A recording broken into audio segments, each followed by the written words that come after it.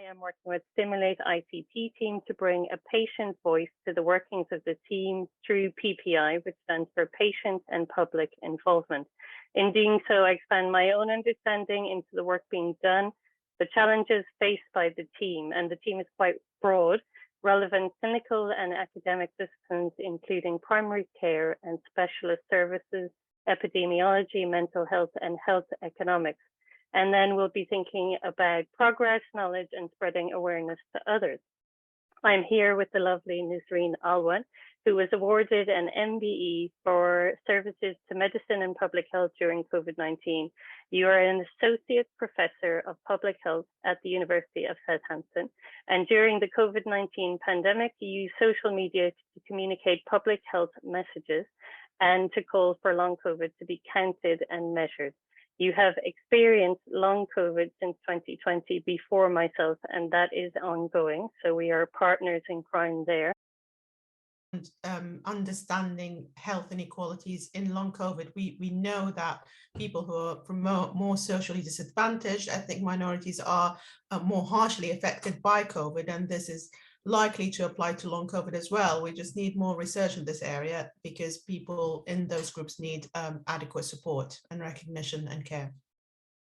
This is one of the streams of work we're doing, is looking at existing data for people accessing clinics, to look at the characteristics of these people and actually how they are, whether they're representative of the population levels of long COVID, so the characteristics of people who we expect to be out there in the population experiencing long COVID, and that's what we're going to do. But we're also going to use collect some new data, particularly focusing on aspects of the experiences of stigma for people with long COVID, which we know exist at high level, and it is similar to stigma experienced by people with other chronic understudied conditions like ME, CFS.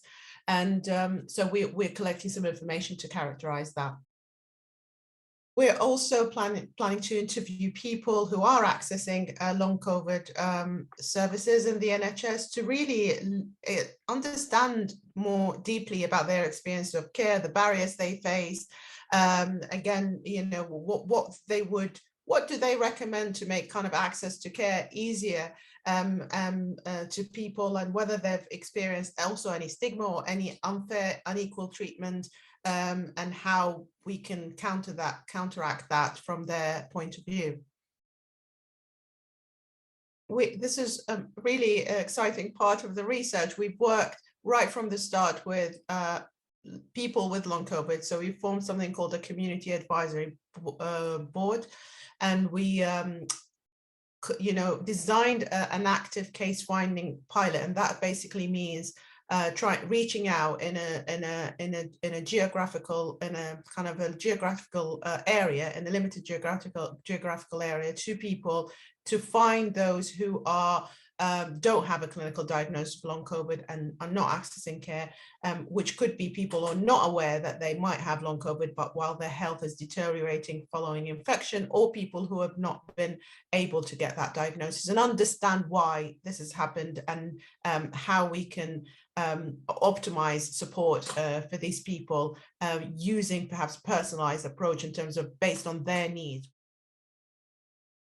We're really trying to get to people with no clinical diagnosis, but particularly focusing on getting to people from ethnic minorities, people with perhaps more learning disabilities, and people living in the most deprived areas in Camden. We envisage this helping in three ways, really. One is to really characterize what sort of barriers people are facing in accessing help and support, and really then this would lead to recommendations for system changes to try and minimize these barriers. And also we are focusing a lot on the experiences of stigma, because we know from other conditions they're not good for the health of people. They're eventually, you know, lead to wider inequalities in terms of population health. We also want to, through the active case finding, we want to develop some meaningful and easy to access educational material to describe what long COVID might look like and help people access the service by, you know, kind of understanding what long COVID might look like, and also developing some training for professionals, wider professionals, including healthcare professionals, around how to how to act in order to reduce inequalities in long COVID support and care. Yeah, I mean, this has been such an enlightening experience over the last 2 years, really.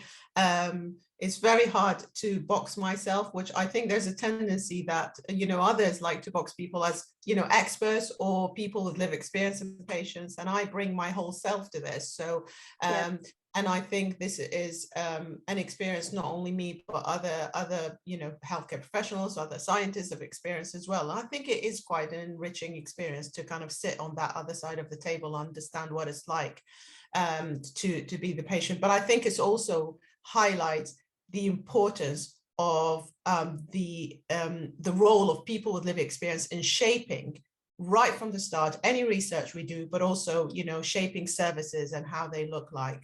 And I think that, so it's not just my experience, it's actually bringing in the experience of people with other, you know, with different experiences, characteristics to inform that. And that's been a great learning experience for me.